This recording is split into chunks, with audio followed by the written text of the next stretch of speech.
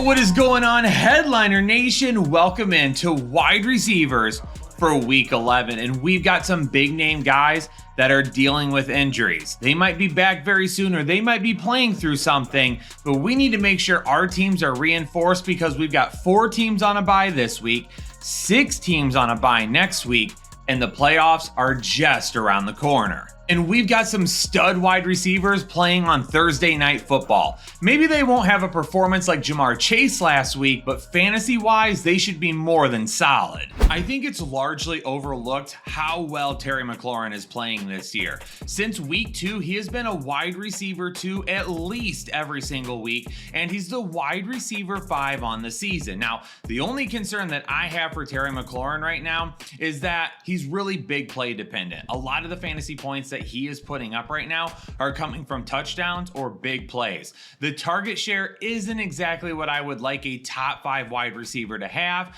but in this matchup, one that's very difficult, big plays are going to be the name of the game anyway. It's crazy how much better Washington's defense has gotten from week 1 to right now. Over the last 4 weeks, they have allowed the 4th fewest fantasy points to the wide receiver position. And overall for the season, they're ranked about middle of the pack, which means towards the beginning of the year, they were one of the worst pass defenses in all of football. So this matchup isn't nearly as easy as what a lot of people would expect when you take a look at the numbers alone.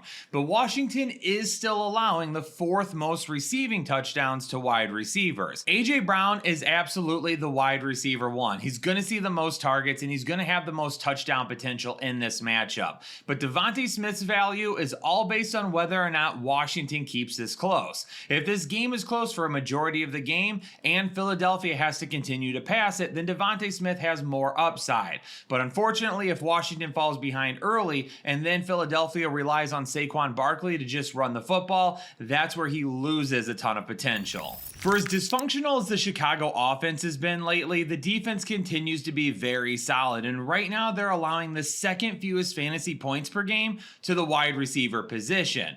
Jayden Reed is going to have the big play upside, but he's going to be reliant on it and need a big play or a touchdown to really help prop up his fantasy value this week. Romeo Doubs can end up having the most targets this week, which gives him a little bit of a better floor than Jayden Reed, but he doesn't have nearly the ceiling. For Chicago's offense, I really need to see what they're going to be doing in terms of play calling this week. Shane Waldron out the door. I think it was a good move because this offense needed a little bit of a kickstart. And honestly, I think the entire coaching staff in Chicago should be done as well after the season. But we'll see how things change with the play calling, if they can get Caleb Williams back on the same page as his wide receivers. And for the love of all things holy, will you treat DJ Moore like your wide receiver 1? Keenan Allen and Romo Dunze, for as good as they will be and have been, don't need more targets than DJ Moore. That is who your offense should go through. That is who should be getting the most targets. The Detroit defense allows the 2nd most receiving yards in the NFL. They are going to give up plays to the wide receivers. So this would be a really good spot for Brian Thomas Jr. this week, with the exception of the fact that Mac Jones is his quarterback. And we saw last week that Mac Jones is not on the same page as his wide receivers yet. That definitely could end up happening. And this is the type of matchup that could allow Mac Jones to get a little bit more comfortable. He's going to turn the ball over. But as far as the wide receivers go, get Brian Thomas 10 targets this week. If you can do that, then he could have a game very similar to what Calvin Ridley did a couple of weeks ago against Detroit in the first half when he absolutely exploded and the defense just couldn't end up stopping him. But even with that tremendous upside, it still doesn't mean that he doesn't have a lot of risk this week until him and Mac Jones show consistently that they are on the same page. I mean, Amon-Ra St. Brown probably is one of the safest wide receivers that you could start this week. He's got a touchdown in 7 straight games. He's getting the volume. He is exactly what we wanted from a first-round pick. Consistency is the key with Amon-Ra St. Brown. Jameson Williams has a ton of risk. He is 1 game back from his suspension. He didn't look all that bad last week. He had a couple of very nice contested catches. Big play potential will be there this week, but really it's something that we have to have in the first half because Detroit should end up running away with this game. And if Jameson Williams doesn't get his before the score gets out of control, he may not get it at all. But over on Underdog, Amon-Ra St. Brown's current projection for receiving yards is only 65.5. I'm definitely going to go over there and take the higher on that projection because I think he easily goes past that. He's going to be a guy that's going to be targeted early and often. And even if Detroit is leading this game in the second half, Amon-Ra St. Brown could still see some targets in the second half as well. So let me go higher than that current projection. And that's a great way to start off our underdog plays this week. It's actually kind of crazy how good the Tennessee defense has been this year, and they still don't seem to be able to win any games. Right now, they're allowing the 4th fewest fantasy points per game to the wide receiver position. And of course, JJ is always going to get his. It doesn't matter who he's going up against. We're playing JJ and we're always feeling good about Justin Jefferson. Jordan Addison, Jalen Nailor, not nearly as much. Jordan Addison in really good matchups is a flex option, but in matchups like this, probably best to just stay away. And we saw kind of Justin Jefferson's floor last week. 5 receptions, didn't even crack 50 receiving yards. And this week, the floor is probably about the same. He's not going to go head and shoulders above those numbers. He definitely could end up being a little bit better, but something like 6 receptions for 60 yards may end up being exactly what we get from him. Minnesota right now is allowing the 6th most receiving yards and 3rd most fantasy points to the wide receiver position. And normally, this would make Calvin Ridley a low risk start for me this week, but I'm still going to put him at medium because it's Will Levis, it's the Tennessee offense, and they just have been disappointing at times this season. But since Tennessee came back from their bye in week 5, Calvin Ridley has not had a game where he has finished with less than 8 targets. He's got one of the biggest target shares among wide receivers right now. And with a lot of big play potential and a good matchup, he's going to bring some risk, but he also could end up helping you win your week. When talking about the Miami pass defense in some of my previous videos over the last couple of weeks, I have seen comments out there from people saying, well, who's Miami played and what wide receivers have they gone against? They really haven't had a true test as of yet.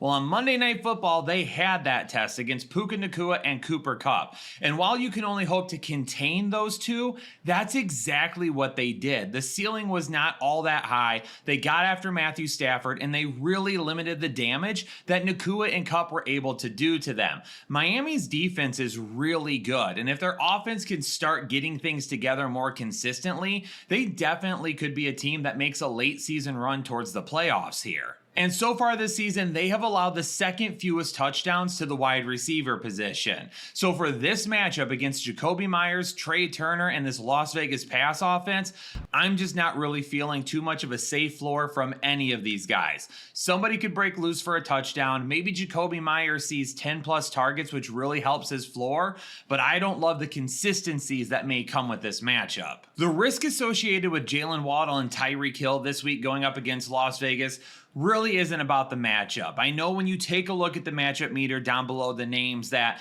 the numbers show that this isn't that great of a matchup, but really against Las Vegas, it's because a lot of teams are just running the football and they're not putting up gaudy numbers against Las Vegas because they just don't need to. However, the risk rating here has a lot to do with Tyreek Hill's health. Now, this past week, he ended up scoring a touchdown, but the numbers overall just were not that great. And I think we're going to be on the edge of our seat about Tyreek Hill for a while now, for a couple of different reasons. Really, the biggest thing with Tyreek Hill is that wrist injury. And if for some reason Miami can't start winning more games, so really for me, that's a big concern. And for Jalen Waddle, he saw 6 targets last week, which ended up leading the team. But I need to see some more out of him in terms of his just overall scoring. He's got some up and down games, but he hasn't really reached his ceiling as of yet. With Tyreek Hill's injury, that could end up happening. But not having Tyreek Hill to kind of take the pressure off also could end up being bad for Waddle as well. Targets and receiving yards really aren't an issue for the Rams wide receiver duo right now. Cooper Kupp, Puka Nacua definitely getting their fair share of work in this passing game. However, it's scoring touchdowns that's a little bit of an issue right now, and one of the reasons why we really haven't seen that high of a ceiling from these guys over the last couple of weeks. Now, this matchup going up against New England, it definitely has an opportunity for quite a bit of yards once again. That's where New England gives up a lot. Touchdowns is the key, though. One of these guys has got to start finding the end zone a little bit more often, and I think it happens this week, but which one is it? And if they end up finding the end zone this week, can both of them do it, or does Kyren Williams take over in the red zone? The LA Rams are currently allowing the third most receiving touchdowns and the third most fantasy points per game to the wide receiver position. We haven't seen a ton of upside from Demario Douglas or these wide receivers for New England in a couple of weeks, but this is the matchup where they could offer us a little bit more upside. Demario Douglas continues to be the safest option and the #1 target for Drake May in this offense, which is great because that's what we really need from him. Down the stretch, if he can get himself back to that type of an established target share, then he's going to be a weekly safe flex option for us, exactly like Wan'Dale Robinson and some of these other guys that don't have tremendous ceiling, but definitely give us more than enough fantasy points that we can toss them in the back end of our lineup. Now, Kayshon Boutte, he's definitely a guy that has a little bit more touchdown potential this week than what Demario Douglas does. And I don't really want to say that Boutte is going to find the end zone, but I feel like if somebody were to find the end zone this week for the wide receivers, he would definitely be the one that I would bet on. This is a great matchup for Cleveland this week, going up against the Saints defense that is allowing the third most receiving yards to the wide receiver position. And they don't have Marshawn Lattimore on the team anymore. If you had to rank the Cleveland wide receivers in terms of who is going to be the best bet, it's definitely Cedric Tillman. Him and Jameis Winston have already shown that connection, and he's kind of been the wide receiver one since Amari Cooper left. So he's got the most upside and the safest floor this week. However, before the bye, all three of these guys saw 9+ targets in Cleveland's last game. And if all of them were to get 9 targets once again, all three of them could find some fantasy relevancy. Cedric Tillman is at the top. After that, it's kind of a dart throw. Safest bet, probably Elijah Moore, and then you would go to Jerry Jeudy. If you're looking for most upside, then you would go Tillman, Jeudy, and then Moore. But we know that Jameis Winston is definitely going to be airing it out. It's like the entire New Orleans Saints wide receiver room just continues to go down with injuries. And the last guy left standing at this point is Marquez Valdes-Scantling, who hasn't even been with the team for the entire season. MVS has a lot of big play potential, going up against a defense that gives up a ton of big plays. The Browns right now are ranked 22nd when it comes to the amount of receptions that they are allowing to wide receivers. So far this season, they haven't allowed a ton. However, they are ranked 12th in receiving yards allowed. So even though they're not giving up a ton of receptions, they're giving up a whole lot of yards. That means big playability all the way around. And if there's one thing we've known about MVS since he came into the league, he's got big playability. The New York Jets defense is still doing a very good job at limiting wide receivers. Yeah, Marvin Harrison had a pretty decent day last week, but a majority of the passing yards from Kyler Murray actually ended up going to his running back and his tight end instead. So when you take a look at what they do against wide receivers, it's really not all that bad. Josh Downs for Indianapolis is the best big play guy and the best floor in this offense currently. He's the #1 wide receiver, and the best part is he's going to move around a little bit, so he's going to get away from Sauce Gardner and some of the more difficult matchups, get him in motion, and let him operate in space a little bit. He still carries medium risk in this matchup. Now, Adonai Mitchell could end up being bumped up to a medium risk as well, but only if Michael Pittman is out. If Michael Pittman plays, Adonai Mitchell typically isn't going to see nearly as many targets. But last week, his target share and his snap share were through the roof with no Michael Pittman. So if he's out again this week, it definitely gives Mitchell a little bit more fantasy value. I know Garrett Wilson and Davante Adams probably don't feel like low-risk players, but in this matchup, with the target share they both have, it's hard for me not to give them anything other than a low-risk rating. Yeah, they let you down last week, but they did score a few touchdowns the week prior to that. This offense, unfortunately, is just up and down, but Indianapolis's defense isn't really one that's going to challenge you all that often. So both of these guys should end up being a pretty good bet once again this week. Baltimore and Pittsburgh could end up being one of the best matchups for the entire Week 11 slate. And when you think about these two teams, typically you think about defense, but this game could be really fun to watch for the offenses because both offenses are playing very well right now. I would like to put Zay Flowers as a low risk this week, but I just can't do it. This is a tougher matchup, number one. Pittsburgh is currently allowing the fewest receiving touchdowns to wide receivers. Now, the good news is Lamar Jackson does a pretty good job of getting away from that pass rush. So he can get outside the pocket, move, and throw a little bit on the run and extend plays, which is good for Zay Flowers. But the target share, which Zay Flowers has relied on so far this season, definitely could dwindle a little bit with Deontay Johnson essentially being said by John Harbaugh that we'll end up seeing him a little bit more and a little bit more now. What does that mean for Zay Flowers? Keep that in mind as we go through a matchup like this and where Zay Flowers' target share potentially ends up falling. Baltimore's defense allows the most receiving yards, most receiving touchdowns, and the most fantasy points per game to opposing wide receivers. I don't care what the line is. Go after George Pickens and do it right now. Over on Underdog, his current projection is listed at 65.5 receiving yards. Take the over on that. Take the over on his longest reception. Take the over on his amount of receptions. Take the anytime touchdown. Take whatever you want.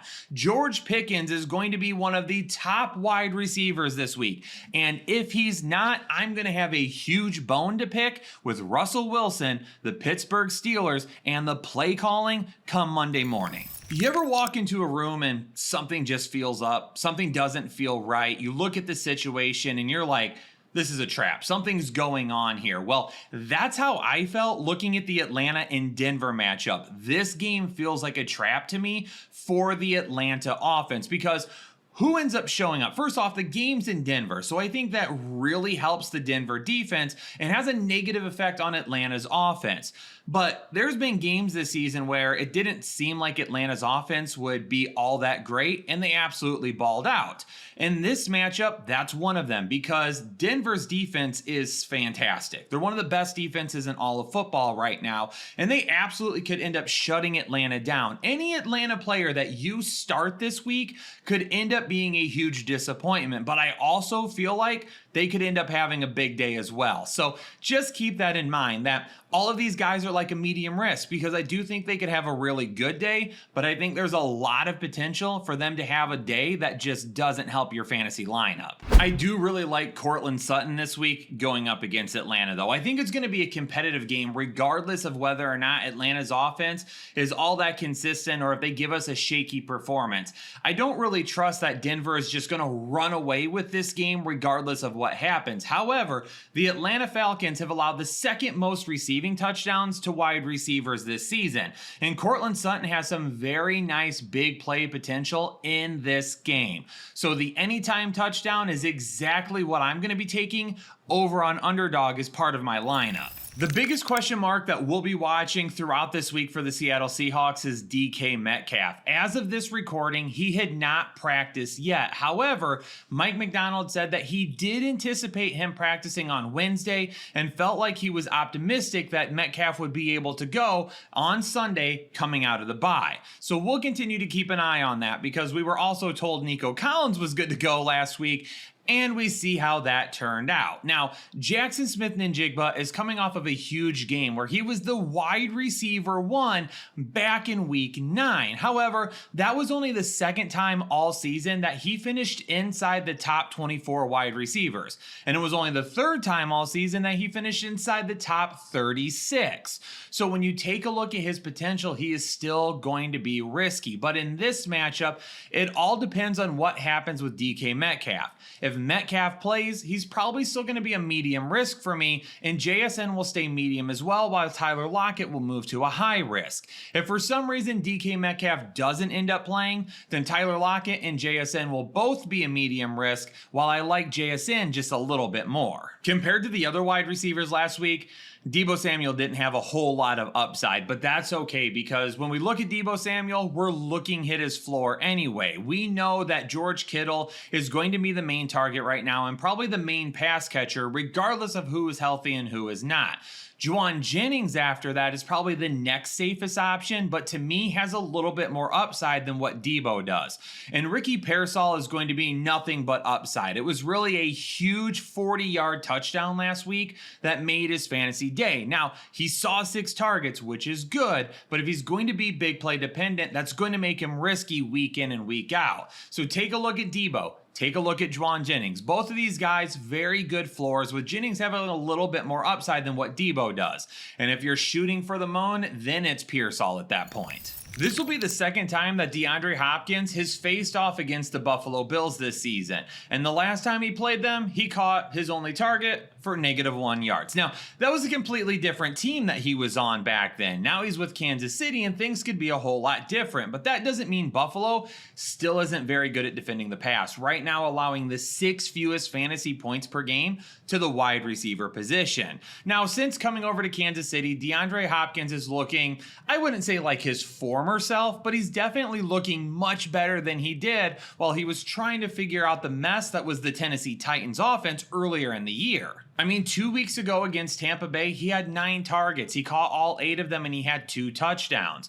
Last week against Denver, a much more difficult matchup, but he still finished as a flex option as the wide receiver 31. So we really have seen his floor and his ceiling each of the last 2 weeks. And in this matchup against Buffalo, he's probably somewhere right in the middle. But the one guy that's not going to be in the middle is Xavier Worthy. And Xavier Worthy is actually going to be my Mando must avoid at the wide receiver position this week. Xavier Worthy carries a ton of upside. The dude could literally score from anywhere on the field.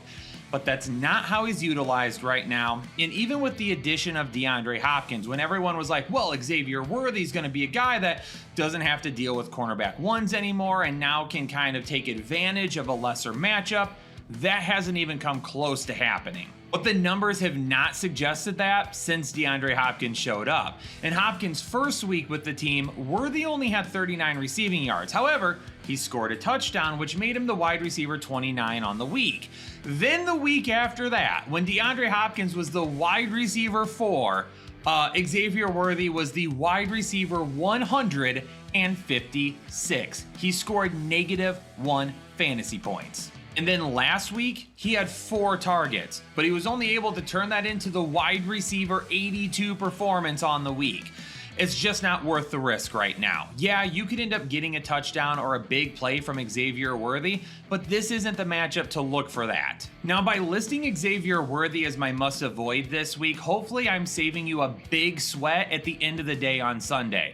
Because if you're going to be hoping for Xavier Worthy to win your fantasy matchup, that's exactly what you're going to be doing, sweating it out. But if you are going to be sweating it out because you have to play Xavier Worthy, then why don't we utilize Mando to kind of help us with that? You can head on over to Shop Mando right now, use code word headliners and get $5 off their starter pack. That's essentially 40% off the price. And their clinically proven formula that helps eliminate odors for up to 72 hours is exactly what you would need while you're watching the game, waiting for Xavier Worthy to do something, and then probably also on Monday because you're so upset that Xavier Worthy didn't do anything and you lost. Kudos to the Buffalo Bills. They ruled out Keon Coleman way early in the week. We didn't even need to worry about what ifs, unlike a whole lot of other teams who seem to be waiting until the last second to tell us whether or not a player is going to be good to go. We're still looking to hear about Amari Cooper, however. That one is probably going to take us a couple of more days, and who knows, maybe it does end up being a game time decision for Amari Cooper. But even if he does play, Khalil Shakir is probably the only person that I will be looking at from the Buffalo wide receivers. Right now, Kansas City's defense allows the 3rd fewest receiving yards and the 10th fewest fantasy points per game to the wide receiver position. So Khalil Shakir this week will have a pretty solid floor. We'll probably see a whole lot of targets, maybe not turn him into anything big, but as a flex option for us, could definitely get the job done. I really don't see Ja'Marr Chase putting together back-to-back top 10 all-time single game fantasy performances this week, but he still has a safe floor. He's the number one option in this offense. He's going to see a ton of targets, and we'll see if T. Higgins can end up making it back. Like, it feels like he's been close to getting back every single week, and then he just doesn't. Chase for me this week is more of a low-end wide receiver 1, while if T. Higgins ends up playing, he's more of a wide receiver 2 with a decent target share. Now, the Bengals defense doesn't give up a ton of touchdowns in fantasy points, but they're inside the top 10 of most yards allowed to wide receivers, which is exactly where Ladd McConkey comes in. So he'll be another super safe play this week. Not a whole lot of ceiling, a pretty decent floor, and maybe hope for a couple of big plays. But Justin Herbert is locked in right now, and he doesn't have a huge ceiling, but from a football perspective, he's doing more than enough to make the guys around him fantasy viable. If you're thinking about chasing down Quentin Johnston or Josh Palmer this week, I don't know if I would go that far. Fantasy owners are definitely going to be left with a little bit of anxiety this week when it comes to Nico Collins, because every indication from Houston last week is that he was going to play against Detroit. But they played on Sunday Night Football. So there was a lot of people that were like, do I risk it with Nico Collins? What do I do? And we risked it with Nico Collins, only to be told an hour before kickoff that Nico Collins suddenly wasn't going to be playing. That left fantasy owners in a really bad position. But now you've got to wait for Monday Night Football this week. Are you going to risk it? Are you going to roll with him? The Texans have basically said Nico Collins is good to go. Unless he were to have some sort of a massive setback in practice this week, Nico Collins is going to be on the field going up against Dallas. And this is a really good matchup for him to get back on the saddle and start rolling once again. I don't know why he didn't play last week. They obviously didn't want to risk it. And it may have cost them because Nico Collins could have had a big day against Detroit.